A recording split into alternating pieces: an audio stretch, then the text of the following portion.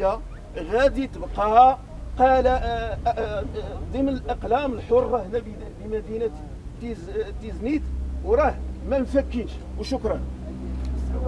حصان واصل الكفاح مصعب ارتاح.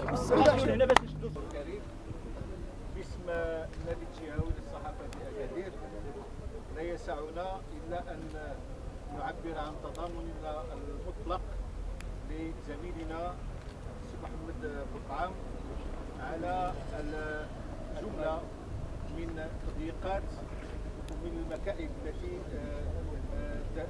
تلفه منذ سنوات، والان كتجي هذه الخطوه الحاليه من هذه السلسله ديال هذه المكائد.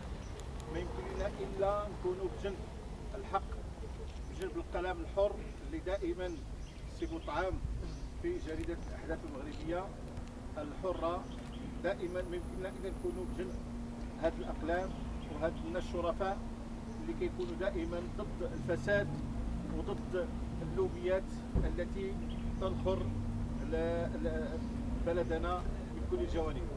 نحن جسم واحد، الان جينا كاطارات ولكن كذلك كاسره واحده ديال الناس ديال الاعلام، وخصوصا الاعلام الحر الشريف.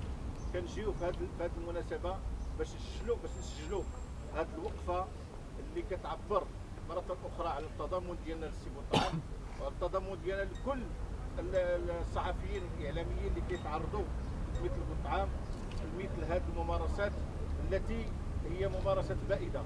ولنا الثقة الكاملة بأن العدل أو العدالة سوف تنصف بكل تجرد، تنصف كل هذه الأقلام